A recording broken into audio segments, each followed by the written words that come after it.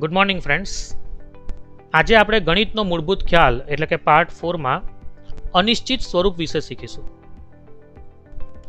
બે વિધેયોને સમાવતી ગાણિતિક અભિવ્યક્તિ કે જેમનું લક્ષ નક્કી કરી શકાતું નથી તો તેવી ગાણિતિક અભિવ્યક્તિને અનિશ્ચિત સ્વરૂપ કહે છે.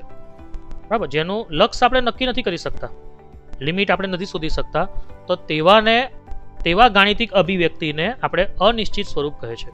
આ થોડીક વ્યાખ્યા થોડીક જટિલ છે, આપણે એને સરળ બનાવીએ તો અનિશ્ચિત સ્વરૂપની સરળ વ્યાખ્યા: જો કોઈ ગાણિતિક અભિવ્યક્તિનું એકથી વધુ ભિન્ન મૂલ્ય મળે અથવા જો તે ગાણિતિક અભિવ્યક્તિના લક્ષનું અસ્તિત્વ ન હોય, લક્ષનું અસ્તિત્વ ન હોય મતલબ શું? LHL એટલે કે ડાબી બાજુનું લક્ષ, left hand limit, is not equal to બરાબર નથી RHL એટલે રાઈટ હેન્ડ લિમિટ મતલબ કે જમણી બાજુનું લક્ષ. ડાબી બાજુનું લક્ષ અને જમણી બાજુનું લક્ષ જો સરખું ન હોય તો તેવી ગાણિતિક અભિવ્યક્તિને પણ અનિશ્ચિત સ્વરૂપ કહે છે. એટલે અનિશ્ચિત સ્વરૂપ મતલબ શું? ક્યાં તો એકથી વધારે ભિન્ન મૂલ્ય આપે અને ક્યાં તો લક્ષનું અસ્તિત્વ નથી, તો એને અનિશ્ચિત સ્વરૂપ કહે છે. અનિશ્ચિત સ્વરૂપો અત્યાર સુધીમાં કેટલા છે મેથેમેટિક્સમાં? તો ટોટલ 7 અનિશ્ચિત સ્વરૂપો છે. એક છે 0/0, infinity upon infinity, infinity minus infinity, 0 ગુણ્યા ઇન્ફિનિટી, 0 એટલે 0 ની ઘાતમાં 0, ઇન્ફિનિટી 0 એટલે કે ઇન્ફિનિટીની ઘાતાંકમાં 0 અને 1 ઇન્ફિનિટી એટલે 1 ની ઘાતાંકમાં ઇન્ફિનિટી. આ 7 અનિશ્ચિત સ્વરૂપ છે. હવે 7 અનિશ્ચિત સ્વરૂપ કેમ છે, એની સાબિતી શું? તો આપણે દરેકની સાબિતી આપીએ. જો સૌથી પહેલા 0/0 ની સાબિતી. તો જો આપણે જાણીએ છીએ કે 2/2 હોય તો 1 લખાય, કારણ કે 2 ને 2 કેન્સલ થાય. અંશ અને છેદ સરખા છે. 7/7 હોય તો 1 લખાય, -4/-4 હોય તો 1 લખાય. એટલે કે અંશ અને છેદ જો સરખી સંખ્યા હોય તો એ બંને કેન્સલ થાય અને જવાબ શું આવે? 1 આવે. તો તે જ પ્રમાણે 0/0 માં પણ અંશ અને છેદ સરખા છે, તો એ બંને કેન્સલ થઈને જવાબ 1 આવવો જોઈએ, જે આપણે અવલોકન પરથી મતલબ કે આ ઉદાહરણ પરથી આપણે સમજી શકીએ છીએ કે આવો જવાબ આવવો જોઈએ. એ જ પ્રમાણે 0/2 હોય તો 0 લખાય, એટલે કે અંશમાં 0 હોય તો જવાબ 0 આવે. 0/7 હોય તો 0 લખાય, 0/-4 હોય તો 0 લખાય. તો એ જ પ્રમાણે 0/0 હોય તો પણ જવાબ 0 લખાવવો જોઈએ, કારણ કે અંશમાં 0 હોય તો જવાબ 0 આવે. છેદમાં 0 હોય તો ટેન્ડ્સ ટુ ઇન્ફિનિટી લખાય, ઇન્ફિનિટી તરફ જાય છે, અસંખ્ય તરફ જાય છે. બરાબર, tends to infinity. 4/0 tends to infinity મતલબ કે છેદમાં 0 આવે તો એ ઇન્ફિનિટી તરફ જાય છે, તો માટે 0/0 માં પણ છેદમાં 0 જ છે, તો એ પણ ઇન્ફિનિટી તરફ જવું જોઈએ.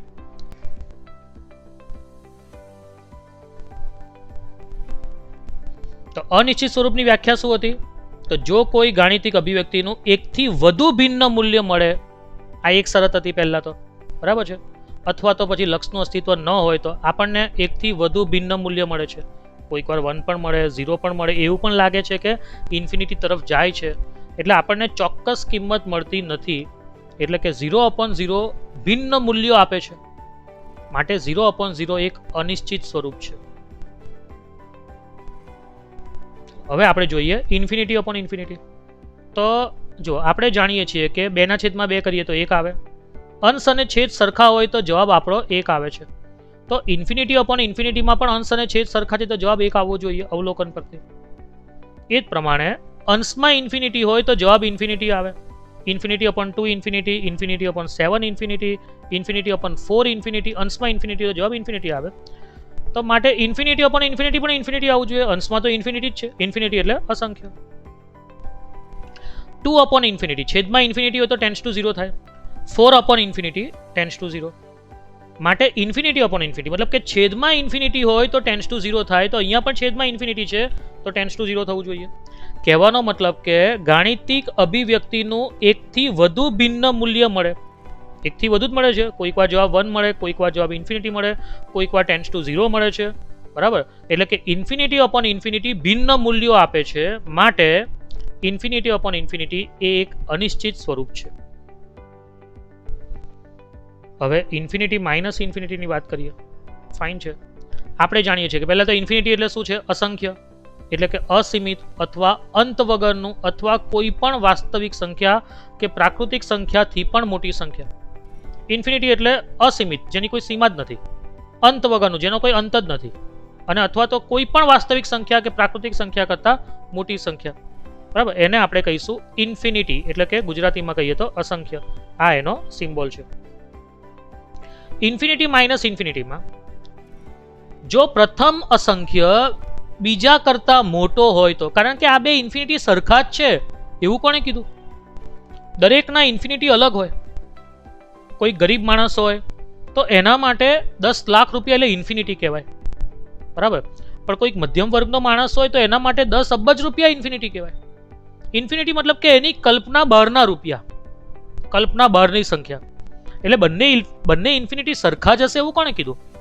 જો પહેલો ઇન્ફિનિટી બીજા કરતા મોટો હોય તો બાદબાકી ધન સંખ્યા આવે.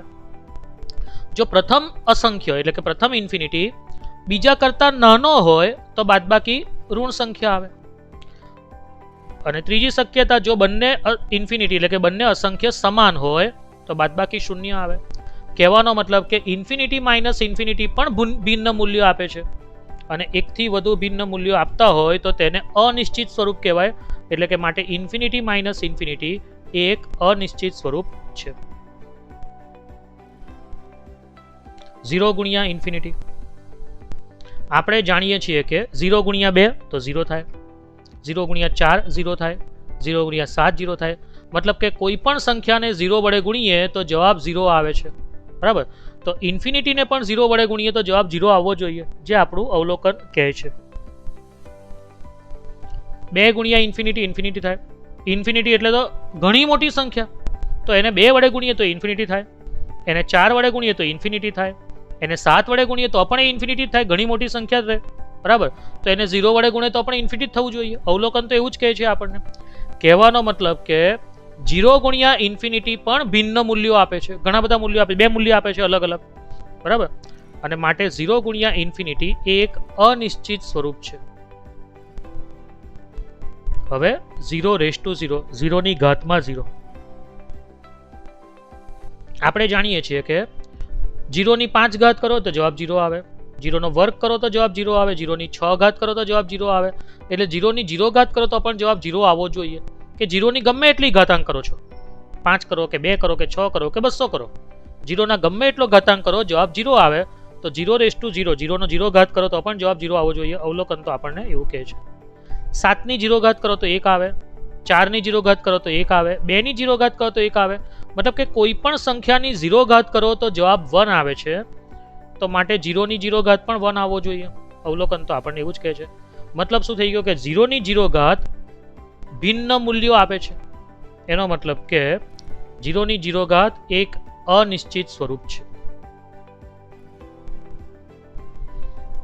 હવે ઇન્ફિનિટી રેઝ ટુ 0, અસંખ્યની 0 ઘાત સેમ પેના જેવું જ છે. આપણે જાણીએ છીએ કે અસંખ્યની 5 ઘાત કરો, અસંખ્ય ગુણ્યા અસંખ્ય ગુણ્યા અસંખ્ય ગુણ્યા અસંખ્ય ગુણ્યા અસંખ્ય 5 વાર, તો અસંખ્ય જવાબ આવશે. અસંખ્યનો વર્ગ કરો તો અસંખ્ય આવશે, અસંખ્યની 6 ઘાત કરો તો અસંખ્ય આવશે, તો અસંખ્યની 0 ઘાત કરો તો પણ અસંખ્ય આવવું જોઈએ. એ જ પ્રમાણે કોઈ પણ સંખ્યાની 0 ઘાત કરો તો 1 આવે, 4 ની 0 ઘાત 1 આવે, 2 ની 0 ઘાત 1 આવે, તો અસંખ્યની 0 ઘાત પણ 1 આવવી જોઈએ. મતલબ કે અસંખ્યની 0 ઘાત ભિન્ન મૂલ્યો આપે છે. એનો મતલબ કે અસંખ્યની 0 ઘાત એક અનિશ્ચિત સ્વરૂપ છે. 1 રેઝ ટુ ઇન્ફિનિટી, એકની અસંખ્ય ઘાત.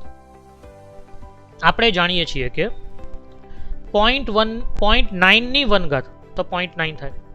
0 પોઈન્ટ વાળી કોઈ પણ સંખ્યા હોય, ઘાત વધારો ને, એનો ઘાતાંક વધારો ને, તો સંખ્યા નાની થતી જાય. 0.9 ની 1 ઘાત તો 0.9 થાય, 0.9 નો વર્ગ તો 0.81 થાય. આ 0.9 કરતા 0.81 નાના છે, કારણ કે 0.9 એટલે 0.90 લખાય, 90, અને આ 81 છે, બરાબર, નાના થઈ ગયા. 0.9 ની 3 ઘાતાંક કરો તો 0.729 આવે, 729 આવે છે. તો 0.729 એ 0.810 કરતા નાના છે. પાછળ લખો તો 0 થઈ જશે, 0 લખો તો. કહેવાનો મતલબ કે પોઈન્ટ વાળી સંખ્યામાં ઘાતાંક વધારો ને, તો જવાબ 0 ની નજીક જવા માંડે છે, બરાબર. તો 0.9 ની જો અસંખ્ય ઘાત કરું ને તો મારો જવાબ 0 ની નજીક જશે. અવલોકન તો એવું જ કહે છે. તમે 0.1 ની ઘાત કરો, 0.1 ની 1 ઘાત કરો તો 0.1, 0.1 નો વર્ગ કરો તો 0.01, 0.1 નો ઘન કરો તો 0.001. સંખ્યા નાની થતી જાય છે, મતલબ કે 0 તરફ જાય છે બધી સંખ્યાઓ. હવે એટલે કે આપણે એમ લખી શકાય કે limit x tends to 1 minus, અને n ટેન્સ ટુ ઇન્ફિનિટી બંને સાથે, એટલે x કેવો છે 1 કરતાં નાનો છે, આ 0.9 જે આપણે લીધો તે, બરાબર, 1 કરતાં પહેલાની કિંમત, બરાબર, અને x રેસ ટુ n મતલબ શું કે 1 કરતાં પહેલાની કિંમતની n ઘાતાંક, અને n કેવો છે તો ઇન્ફિનિટી છે, બરાબર, તો જવાબ કેટલો આવે મારો 0 આવે. આ જવાબ 0 આવે એટલે કે એનું લક્ષ 0 આવે. લક્ષ એટલે કે x રેસ ટુ n 0 ની નજીક જાય છે. અને જો મારે n ટેન્સ ટુ ઇન્ફિનિટી નહીં લખવું હોય, અને મારે 2 વાર મતલબ ટેન્સ ટુ નહીં લખવું હોય ને એક જ વાર લખવું હોય, તો આવી રીતે લખું છું કે limit x tense two 1 minus x એ 1 ની ડાબી બાજુથી 1 તરફ જાય છે, મતલબ કે 0. સમથિંગ 0.9 0.99 0.995, બરાબર, એવી બધી સંખ્યા, એટલે x એવી સંખ્યા છે અને એની અસંખ્ય ઘાત કરું છું, તો મારો જવાબ શું આવશે 0. 0 મતલબ કે અમારો જવાબ મતલબ કે આ x રેસ ટુ ઇન્ફિનિટીનો જવાબ નથી, x રેસ ટુ ઇન્ફિનિટીનું લક્ષ 0 તરફ જાય છે, બરાબર છે. વળી જો હું એક કરતાં મોટી સંખ્યા લઉં, દાખલા તરીકે 1.1 લઉં, તો 1.1 ની એક ઘાત કરું તો 1.1 આવે, 1.1 નો વર્ગ કરું તો 1.21 આવે, 1.1 નો ઘન કરું તો 1.331 આવે, બરાબર. માટે 1.1 ની ઇન્ફિનિટી ઘાત કરું ને તો ટેન્સ ટુ ઇન્ફિનિટી થાય, કારણ કે સંખ્યા મોટી થાય છે. અહીંયા 1.1 હતું, હવે 1.2 થયું, 21 મતલબ કે 2 તો થયું, આ 1.3 થયું, મતલબ સંખ્યા મોટી થાય છે. મોટી થાય છે મતલબ કે અસંખ્ય તરફ જશે હવે, બરાબર. એનો મતલબ એ થઈ ગયો કે limit x tense two 1 plus x જો 1 કરતાં મોટો હોય, બરાબર, અને ઉપરનો ઘાતાંક ઇન્ફિનિટી તરફ જતો હોય, તો મારું લક્ષ જે ખરું તે ઇન્ફિનિટી આવે, મતલબ કે ટેન્સ ટુ ઇન્ફિનિટી થાય છે, બરાબર. એટલે આપણી અનિશ્ચિત સ્વરૂપની વ્યાખ્યામાં શું હતું, જો કોઈ ગાણિતિક અભિવ્યક્તિનું એકથી વધુ ભિન્ન મૂલ્ય મળે, અથવા જો તે ગાણિતિક અભિવ્યક્તિના લક્ષનું અસ્તિત્વ ન હોય, તો અહીંયા લક્ષનું અસ્તિત્વ નથી. કેમ નથી? કારણ કે ડાબી બાજુનું લક્ષ કેટલું આવે છે, જવાબ શું આવે છે 0, અને જમણી બાજુના લક્ષનો જવાબ શું આવે છે ઇન્ફિનિટી. જવાબ સરખા નથી આવતા, મતલબ કે લક્ષનું અસ્તિત્વ નથી. માટે આવી ગાણિતિક અભિવ્યક્તિને અનિશ્ચિત સ્વરૂપ કહે છે. એટલે કે અહીંયા લખીએ તો 1 રેસ ટુ ઇન્ફિનિટીના લક્ષનું અસ્તિત્વ નથી. કેમ અસ્તિત્વ નથી? કારણ કે ડાબી બાજુનું લક્ષ અને જમણી બાજુનું લક્ષ અસમાન છે, અને માટે 1 રેસ ટુ ઇન્ફિનિટી એ એક અનિશ્ચિત સ્વરૂપ છે. નેક્સ્ટ પાર્ટમાં આપણે આવો જ કોઈક બીજો ગાણિતિક ખ્યાલ સમજીશું. Thank you.